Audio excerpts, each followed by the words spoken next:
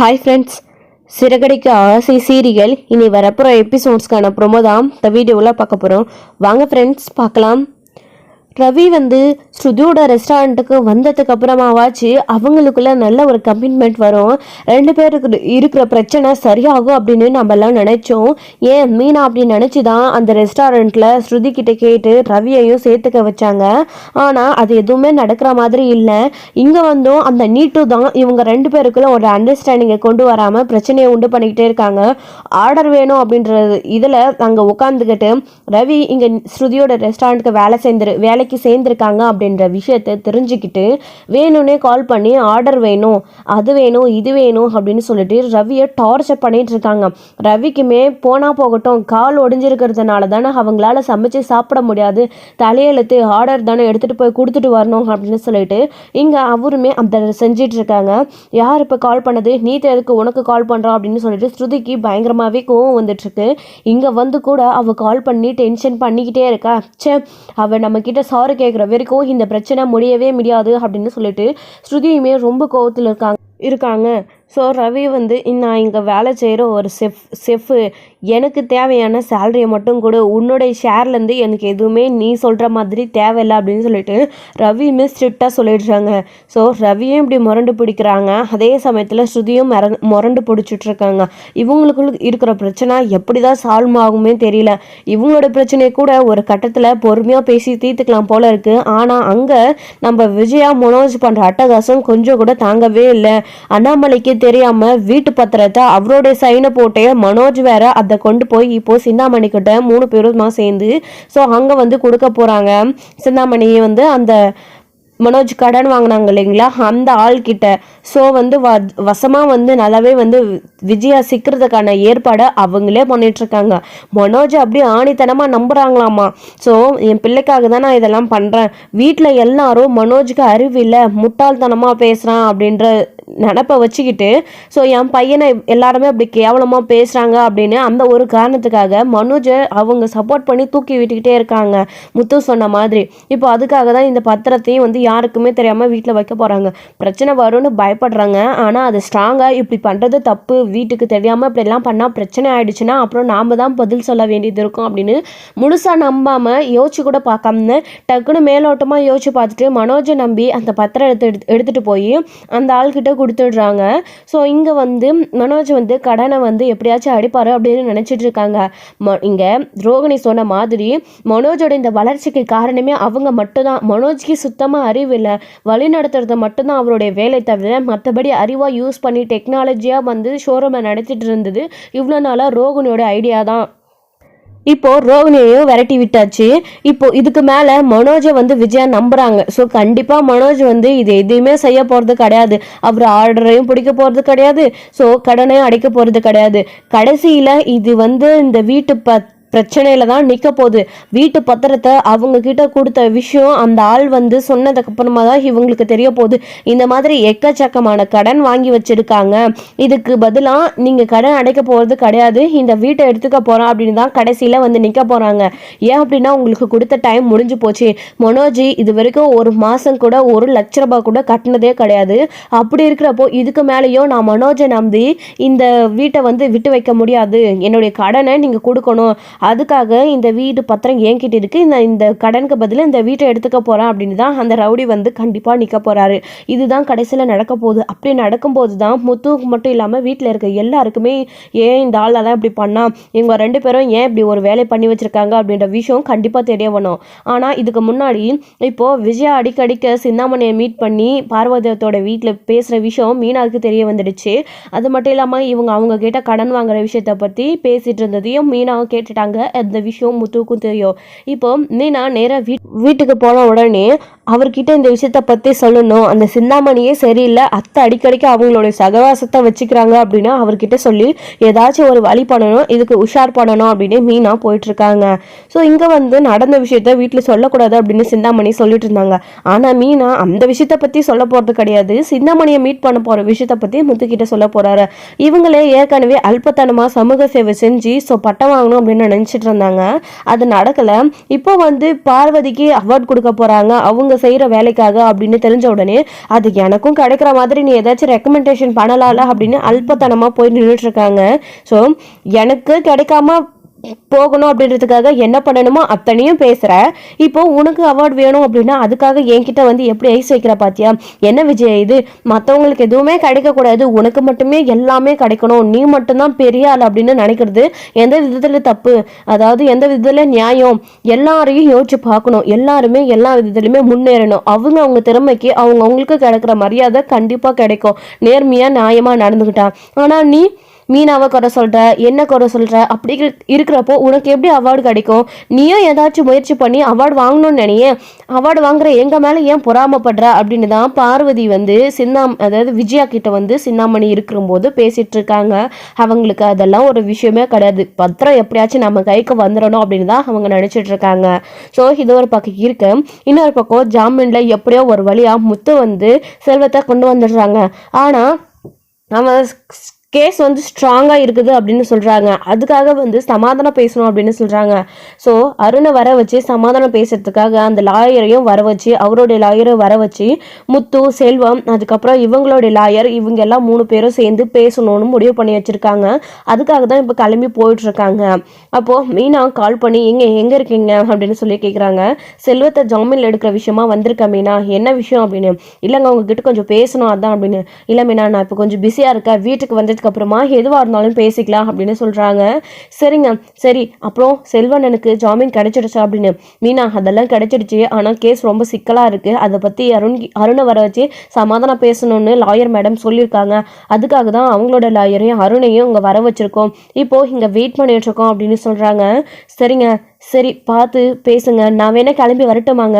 ஏன்னா அருண் கொஞ்சம் கோவத்தில், உங்கள் மேலே இருக்கிற கோவத்தில் கண்டிப்பாக இந்த கேஸை பெருசுப்படுத்த தான் பார்ப்பாரு தவிர இந்த கேஸை முடிக்க பார்க்க மாட்டாரு அப்படின்னு சொல்கிறாங்க. எனக்குமே அதே பயம்தான் மீனா, ஆனால் என்ன பண்ணுறது, லாயர் இருக்கும்போது பேசினாலாச்சு அருணுடைய மனசு மாறதான்னு பார்ப்போம், அதுக்காக தான் வர சொல்லியிருக்கோம் அப்படின்னு. உடனே சரிங்க எனக்கு என்னமோ இதில் நம்பிக்கையே இல்லை, ட்ரை பண்ணி பாருங்க அப்படின்ற மாதிரி தான் மீனாவும் சொல்கிறாங்க.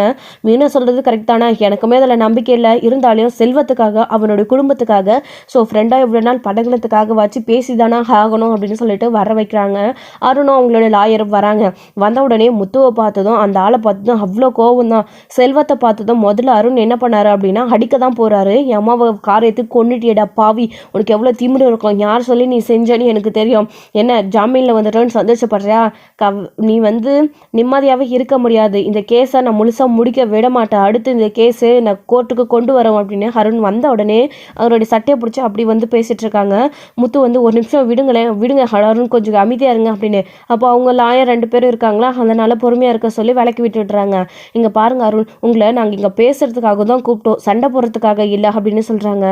என்ன மேடம் நீங்கள் எதுக்காக எங்களை வர சொன்னீங்க, ஏதோ பேசணும்னு சொன்னீங்க அப்படின்னு அருணோட லாயர் கேட்கும்போது இங்கே முத்துவோடைய லாயர் வந்து சொல்கிறாங்க, இல்லை இந்த மாதிரி கேஸை இவர் பெருசுபடுத்துவன் தோ இப்போ கூட சொல்லிட்டு இருக்காரு, அவங்கக்கிட்ட சண்டை போடுறாங்க, ஆனால் இது எதர்ச்சியாக நடந்த ஒரு விஷயந்தான், இது வேணும்னே பழி வாங்கிறதுக்காக யாரும் செய்யலை, ஒரு லேடி மேலே யாராச்சும் கார் எடுத்து கொண்டு வாங்களா, ப்ளீஸ் புரிஞ்சுக்கோங்க அப்படின்னு சொல்லிட்டு அவங்க சொல்லும்போது, லாயர் சொல்லும்போது அருண் இவன் செய்வான், இவன் வேணும்னே செய்வான், இவனுக்கும் எனக்கு ஆரம்பத்துலேருந்தே ஆகாது, என் மேலே இருக்கிற கோவத்தில் என் அம்மாவை காரை எடுத்து கொலை பண்ண சொல்லிட்டான், இவன் பாவி, இவன் தான் இதெல்லாம் பண்ணியிருப்பான், நீங்கள் வந்து இவனுக்கு சப்போர்ட் பண்ணாதீங்க, முதல்ல இவனோட கேஸை எதுக்கு எடுத்து நீங்கள் அவனை ஜாமீனில் விட்டீங்க அப்படின்னு தான் அருண் வந்து அவங்க கிட்ட கோவப்பட்டு பேசிட்டு இருக்காங்க.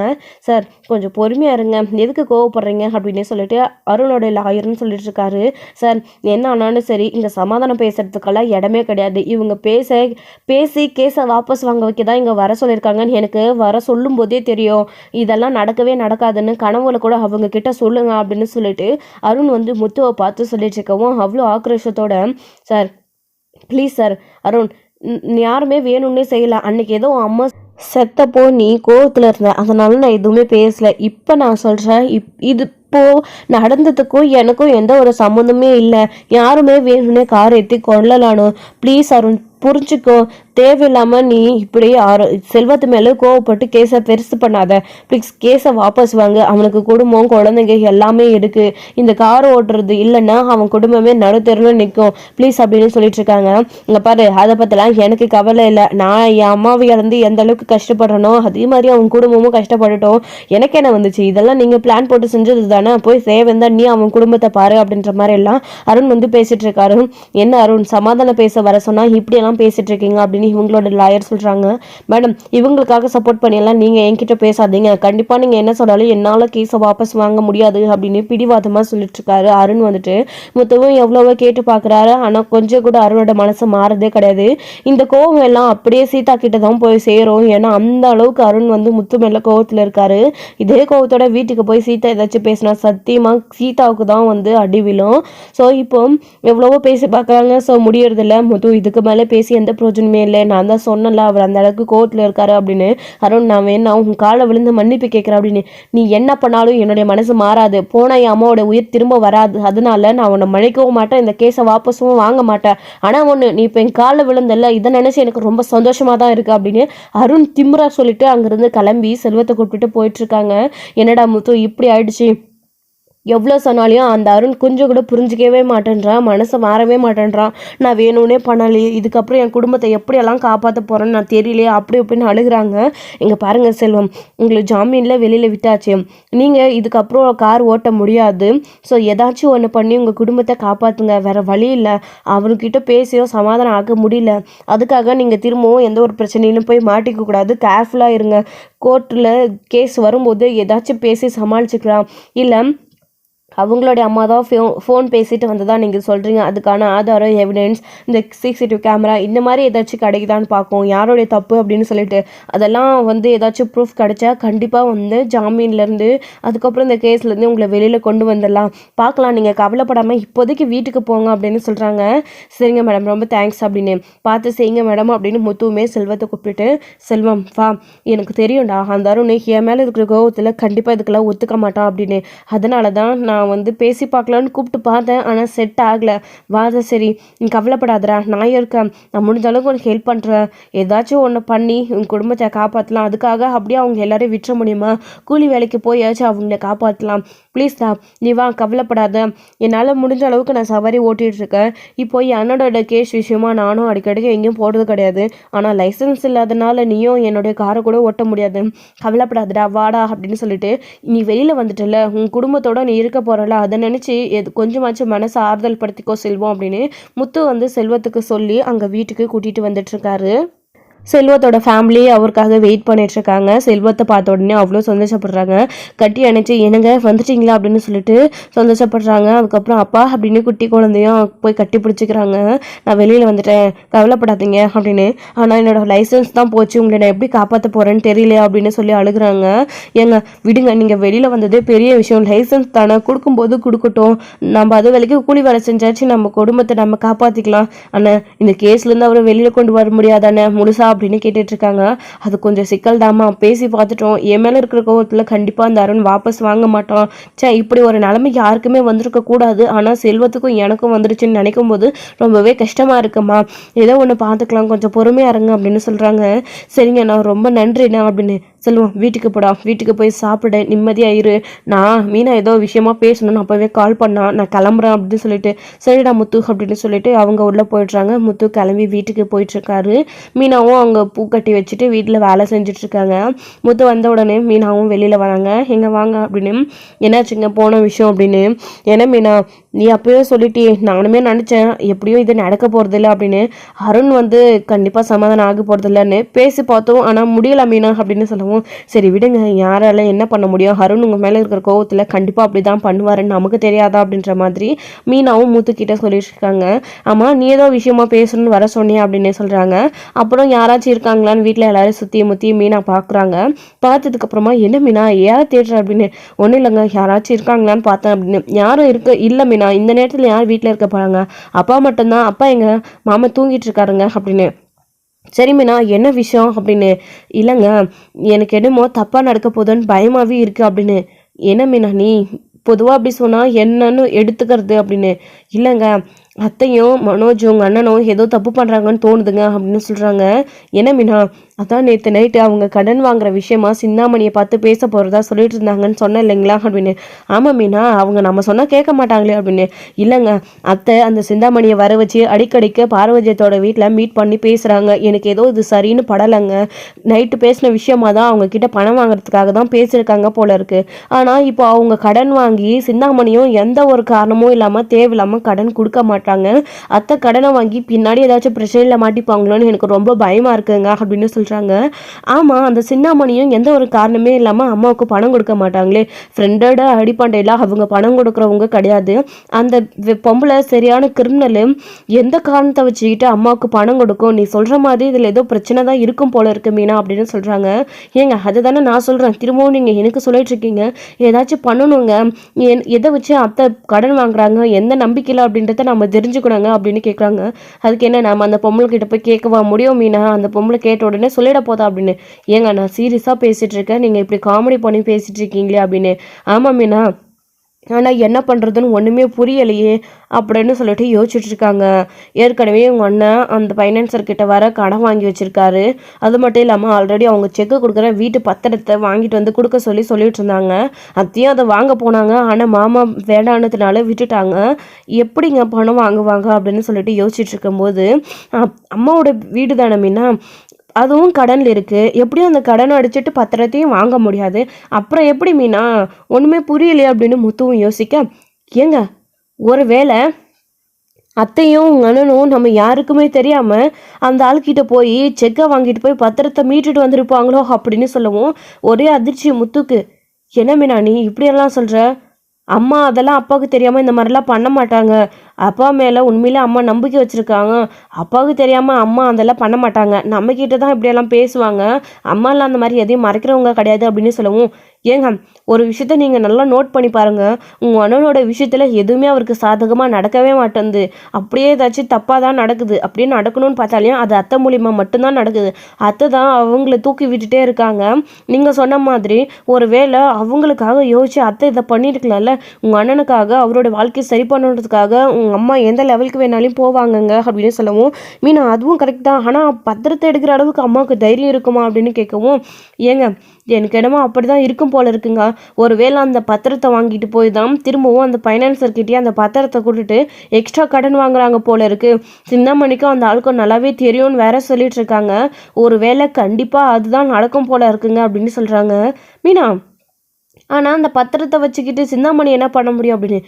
ஏங்க என்னங்க அந்த சிந்தாமணியை பற்றி நல்லா தெரிஞ்சுமே இப்படி என்ன கேட்டுட்ருக்கீங்க? பத்திரம் கிடச்சிருச்சுன்னா அந்த சிந்தாமணி அம்மா அப்புறம் கடன் மேலே கடன் ஆச்சு, வட்டி ஆச்சு, வீட்டு பத்திரம் என்கிட்ட இருக்குது, வீட்டை விட்டு காலி பண்ணுங்க அப்படின்னு மொத்தமாக நம்ம எல்லாரையும் வீட்டை விட்டு வெளியில் துரத்தி விட்டுட்டு அந்த பத்திரத்தை வாங்கி வச்சுக்கிட்டது இந்த வீட்டை அது துரத்தி விட்டுருங்க அப்படின்னு சொல்லவும் முத்துவுக்கு அதிர்ச்சி. மீனா நீ சொல்கிறதெல்லாம் போய் நடக்குமா? இங்கே பாரு, வீட்டு பத்திரம் அப்பாவும் அம்மாவும் சேர்ந்து தான் வீட்டு பத்திரத்தை எடுக்க முடியும். பேங்க்லேருந்து இவங்க செக்கே வாங்கியிருந்தாலும் அப்பாவோட சைன் இல்லாமல் அதை எடுக்க முடியாது, தெரியும்ல அப்படின்னும். ஆமாம் இல்லைங்க, நான் இதை யோசிச்சு பார்க்கல அப்படின்னு. மீனா அப்பாவோடைய சைன் இல்லாமல் கண்டிப்பாக இதை எடுக்க முடியாது அப்படின்னு முத்து முதல்ல மீனா கிட்ட சொல்லவும், ஆமாம் அப்படின்னு மீனாவும் சொன்னதுக்கு அப்புறமும், மீனா ஏன் ஒரு வேளை மனோஜும் அம்மாவும் சேர்ந்துக்கிட்டு இதை செய்கிறாங்க அப்படின்னா ஒரு வேளை மனோஜ் சைன் போட்டிருக்கலாம்ல அப்போடைய சைனை அப்படின்னு சொல்கிறாங்க. ஏங்க என்னங்க ஏதோ யோசிக்க உண்மைலாம் வெளியில் வந்துக்கிட்டே இருக்குது, ஒன்றும் புரியலையேங்க அப்படின்னு.